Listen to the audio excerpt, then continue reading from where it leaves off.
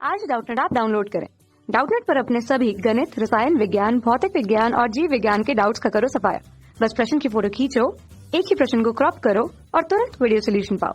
अभी डाउनलोड करें। Hello guys, देखिए हमारा क्वेश्चन क्या है कि निम्नलिखित में से कौन सी सांद्रण इकाइयां विमाहीन यानी कि डायमेंशनलेस हैं।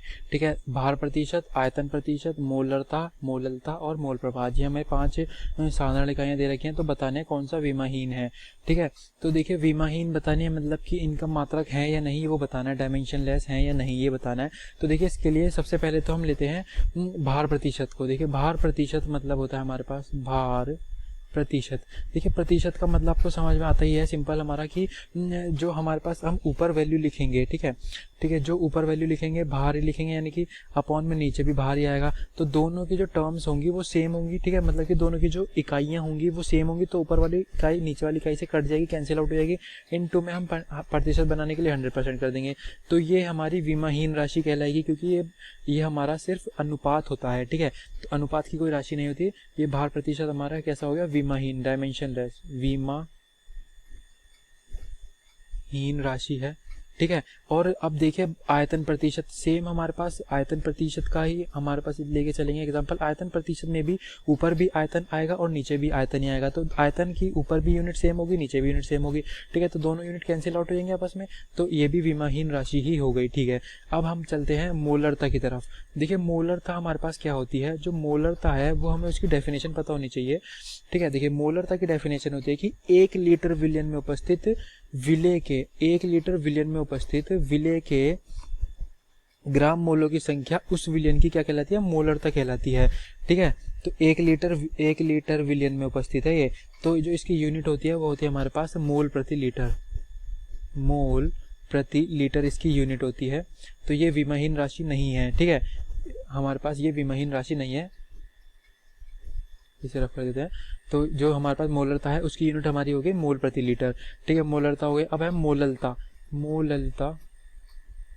देखिए इसकी भी हमें डेफिनेशन पता होनी चाहिए मोललता की जो हमारे पास डेफिनेशन होती है वो होती है हमारी कि 1 किलोग्राम विलायक में, कितने किलोग्राम विलायक में, 1 किलोग्राम यानी कि 1000 ग्राम विलायक में विलेय के मोलों की संख्या जो होती है हमारी उस विलयन की मोललता कहलाती है। ठीक है, मोललता कहलाएगी। तो देखिए इसकी जो यूनिट होती है वो होती है हमारे पास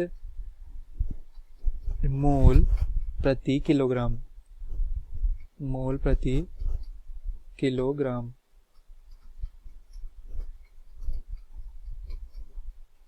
ठीक, ये हमारी मोललता की यूनिट हो गई, तो ये भी हमारी विमाहीन राशि नहीं है।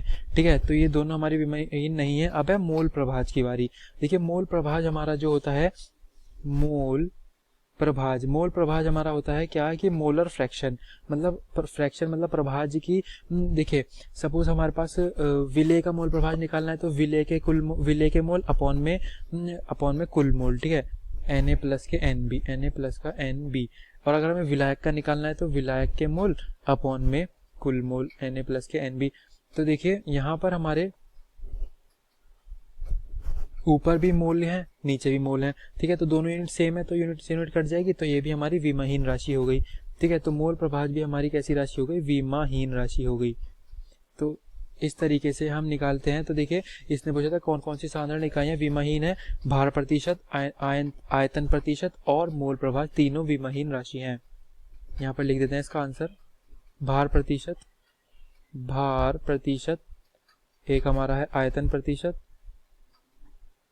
और मोल प्रभाज, ये तीनों कैसी राशि हैं, विमाहीन राशि, विमाहीन राशियां हैं। ठीक है, विमाहीन कैसे हैं वो मैंने आपको समझा दिया है, विमाहीन इकाइयां हैं। तो आई होप आपको वीडियो समझ आ गया होगा। Thank you for watching.